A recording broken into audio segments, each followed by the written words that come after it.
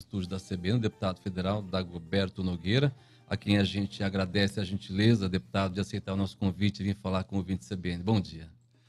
Bom dia, Otávio, bom dia, Lucas. É um prazer estar sendo entrevistado por vocês dois e estar aqui na CBN. E hoje eu já tive o prazer de chegar aqui e encontrar com o Rosário Congro, que foi deputado federal, foi um grande deputado do Mato Grosso do Sul, e eu tenho muita honra de ser seu amigo. Deputado, o senhor vem numa correria, eu imagino que a vida de parlamentar nesse vai e vem em Brasília não é fácil. Mas essa semana a gente acabamos aqui entrando em contato com algumas pautas importantes que o senhor vem defendendo. Uma delas é a criação do Banco de Desenvolvimento para o Centro-Oeste. É um projeto interessante, esse, importante.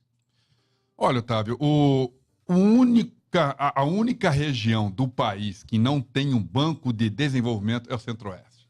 Todas as demais regiões já têm o seu banco de desenvolvimento. E eu digo justo no Congresso, o Centro-Oeste, que é gerador de riqueza. Se tivesse que ter um único banco de desenvolvimento no país, tinha que ser o do Centro-Oeste.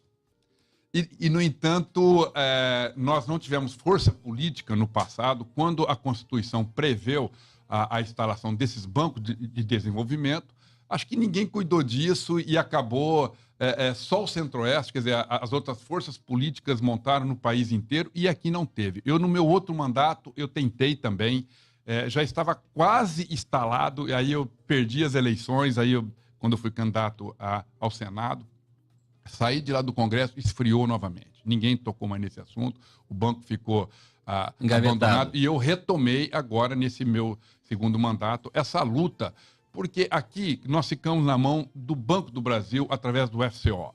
E o Banco do Brasil não dá conta de analisar os nossos projetos. Agora, nessa crise mais profunda, principalmente, é um momento que você precisa de uma situação mais ágil para que seja analisado esses projetos e para que saia esse dinheiro. Esse dinheiro é um dinheiro que é subsidiado pelo governo federal, são juros extremamente baratos. Nós já chegamos a ter juro anual de 3,5%. Hoje está na faixa de 7%, mas nós já chegamos a ter 3,5% de juro. Então, todo empresário, toda pessoa do agronegócio, toda pessoa da indústria sempre busca esse recurso para poder gerar emprego, para poder desenvolver a sua empresa e, logicamente, desenvolve o Estado. E, infelizmente, nós não temos esse banco. Então, nós devolvemos recursos todos os anos por falta desse banco para poder nos auxiliar. Quem que capitaliza o banco? É o governo federal? É o governo federal. Ele é do governo federal. E o governo federal, ele não é bem um banco,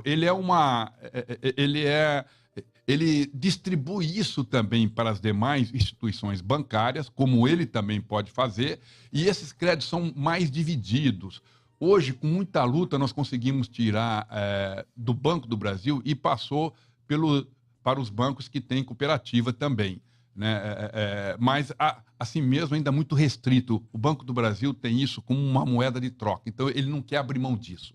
Porque quando você vai fazer um pedido como esse, você protocola, ele já quer que você faça o seguro, quer que você faça... Só que o dinheiro não é do banco. E o banco recebe um percentual para administrar isso. Uma outra defesa que o senhor faz também que é interessante, que nós temos aqui a SUDECO, que é a Superintendência do Desenvolvimento do Centro-Oeste. O senhor trabalha para inserir os municípios da bacia do Rio Paraguai na SUDAM, que é a Superintendência do Desenvolvimento da Amazônia.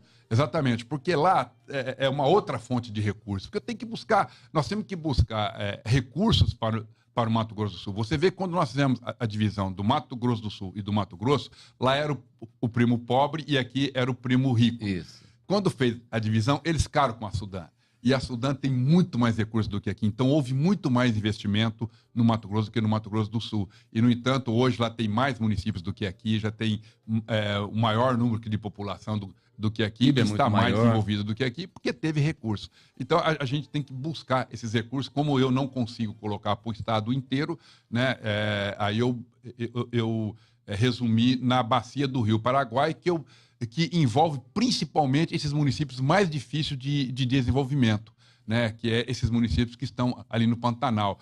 É difícil você industrializar, então, pelo menos, essa questão do agronegócio, essa questão lá do turismo, então, pelo menos, a gente pode ajudar o desenvolvimento e a geração de emprego nessa região. Está bem encaminhado? Está bem encaminhado também. O senhor falando ali dos municípios da região de fronteira, Corumbá, tem também um projeto que é muito importante, que são as áreas de livre comércio, lá de Corumbá e de Ponta Porã. Lá de Corumbá, isso já vem há décadas, um sonho antigo dos corumbaenses, de ter, antes era a ZPE. Agora é a área de livre comércio. Qual é a notícia que o senhor tem para os corumbaenses que estão ouvindo a gente agora? Já é uma luta, e os pelo de menos Ponta de Porã? que eu sei dos deputados que colocaram, já faz, e senadores, né? Já faz mais de 30 anos essa luta. Isso. Bom, agora, acho que pelo fato de eu estar na mesa diretora da Câmara, vem me ajudando muito isso. Porque o Congresso, ele é contra você abrir essas áreas de livre comércio, porque também privilegia muito essa região. Você pode levar indústria. Tem algumas indústrias só que você não pode levar. As restrições são mínimas, como, por exemplo, automobilística, indústria de armamentos. Então, tem algumas coisas. O resto pode tudo. Então, essas indústrias e esse comércio fomenta muito a região, desenvolve muito a região, gera muitos empregos. E o meu discurso lá, quando eu comecei, eu achei que fosse difícil, porque teve, há pouco tempo, uma proposta do senador Delcídio e acabou sendo arquivada, ela não foi aprovada. Mas eu estou muito surpreso, porque quem sempre segura isso é a Câmara. E na Câmara eu já passei pelas 4 comissões, já foram aprovadas, e ela está indo agora para o Senado. E eu consegui uma vantagem muito grande na Câmara. Ela não foi para o plenário. E isso, que se ela fosse, era muito difícil. Ela foi terminativas nas comissões. Ou seja, ela aprovou nas comissões, ela vai para o Senado. Agora eu quero tentar também que lá no Senado, eu vou pedir ajuda dos nossos 3 senadores, tanto do Pedro Chaves, do Moca e da Simone, para que eles também me ajudem a colocá-las nessa condição de terminativa nas comissões, que aí nós já publicamos e ela entra em vigor. E aí, logicamente, aonde nós temos muito problema hoje em Corumbá e Ponta Porã, por causa do tráfico, narcotráfico, você vê hoje a preocupação que está lá no Rio em função dessas coisas que vem criar passando oportunidade por aqui. Seria o caminho. E aí nós vamos criar essa oportunidade e vamos criar o desenvolvimento. E quando você leva desenvolvimento, você leva gente, você leva polícia, você leva uma série de coisas, tecnologia, você leva uma situação que também vai ajudar muito nesse combate ao tráfico, ao narcotráfico, etc, ao contrabando. Então, isso é bom para o país, não é só para a região. Eu acho que vai ajudar muito o desenvolvimento dessas 2 regiões, vai ter uma alternativa, tanto Ponta Porã como Corumbá, mas, acima de tudo, também vai ajudar o país nesse aspecto. Agora são 9h18, nós estamos conversando com o deputado federal Dagoberto Nogueira. Logo após o intervalo, a gente volta para falar um pouco de política aqui na CBN. CBN Campo Grande.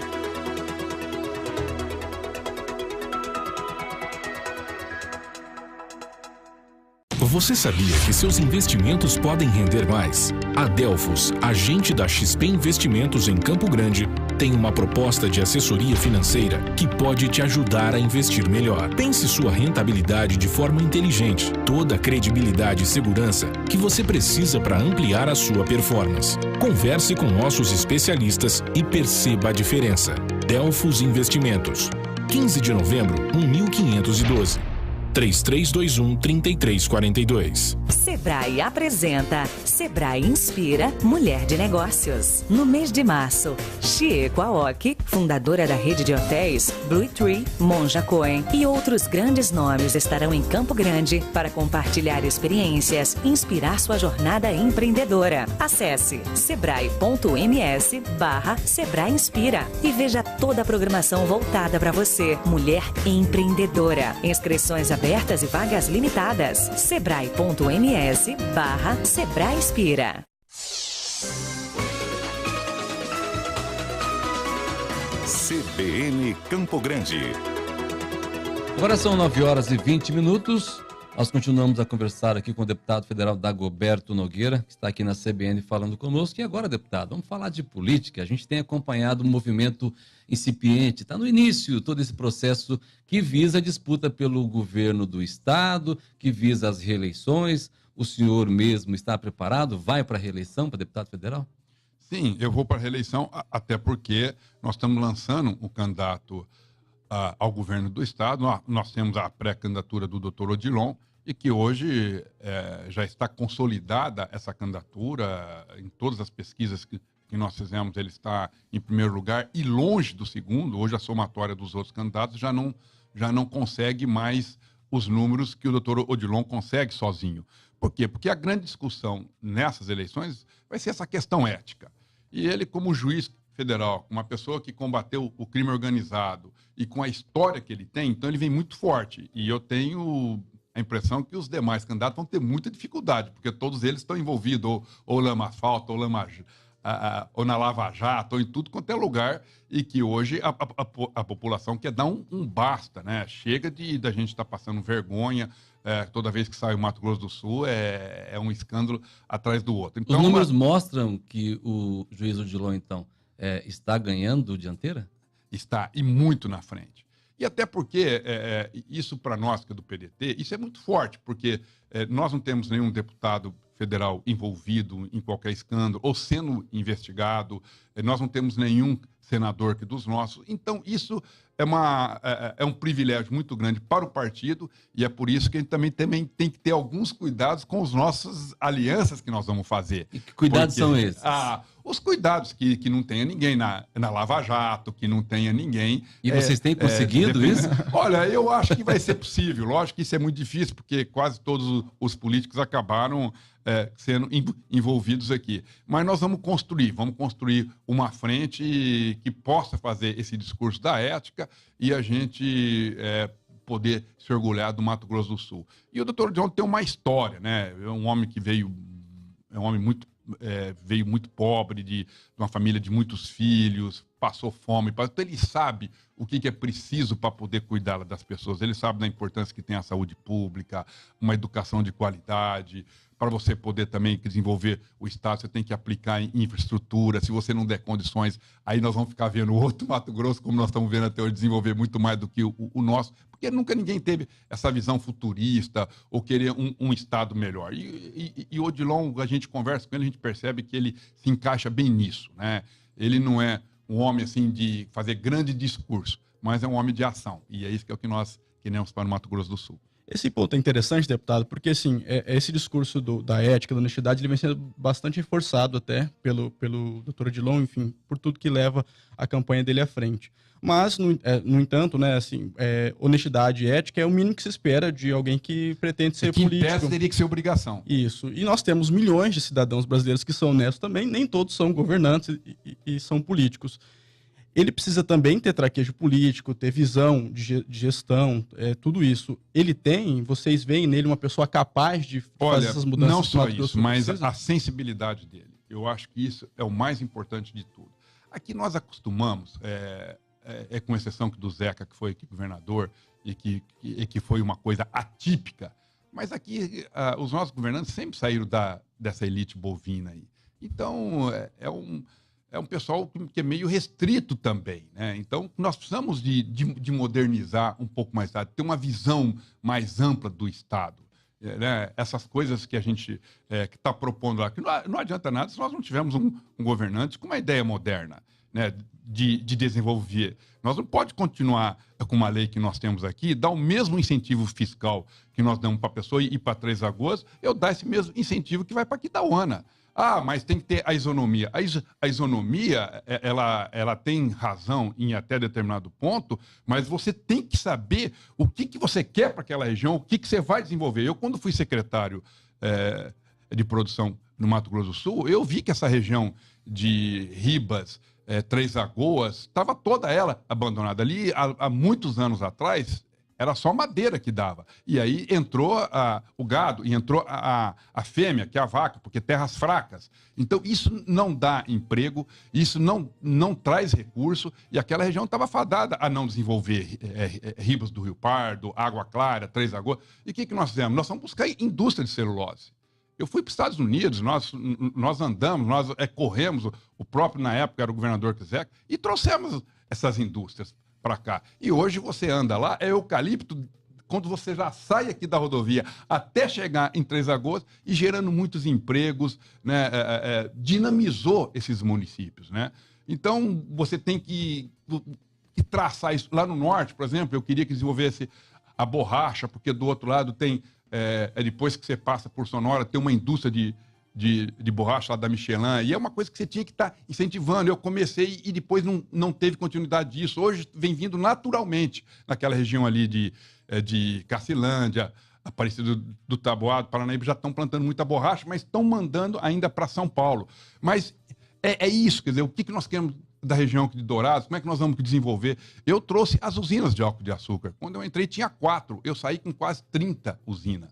Mas eu fui atrás andei por São Paulo inteiro, andei por Minas, fui para Bahia, fui trazendo essas grandes indústrias. E essas usinas de álcool de açúcar, aonde elas chegaram, elas transformaram, né, os municípios, transformaram a receita. Então, isso é essa visão que precisa ter. Não adianta ficar aqui esperando o empresário. Você tem que buscar, você tem que oferecer, você tem que dar incentivo, mas também você tem que pensar na região. Nós não podemos deixar Aquidauana, estou dando o exemplo de Aquidauana, que só tem uma indústria ali de siderúrgica e tem o frigorífico. E não tem mais nada, é o comércio. Então, daqui muitos anos, Aquidauana vai estar do mesmo jeito. Enquanto que você vai para Três Lagoas, porque está na divisa com São Paulo, tem uma infraestrutura muito melhor do que a de Aquidauana, que lá tem ferrovia, tem hidrovia, tem pista dupla até São Paulo, consequentemente tem até o porto. É mais privilegiado. Então, isso leva um desenvolvimento e as indústrias querem ir para lá, até porque atravessou o Rio, já está em São Paulo. Então, como é que você desenvolve com o mesmo percentual de um município para esse outro município? Não tenho nada contra a Três Lagoas. Tem que continuar incentivando, que isso é bom para o Mato Grosso do Sul. Mas você também tem que pensar nas demais regiões. Deputado Dagoberto Nogueira, o senhor agora falando de política, o senhor foi secretário do ex-governador Zeca do PT. Foi. E agora o senhor está num projeto para tentar eleger o juiz Odilon. O PDT e o doutor Odilon têm algumas restrições para estabelecer parcerias. Vocês vão aceitar? Querem o apoio do Zeca do PT? Olha, o apoio do Zeca, eu acho que o PT tem um papel muito importante aqui no Estado. Mas nós também temos que ter cuidado, porque nós vamos fazer um discurso em relação a essa questão ética.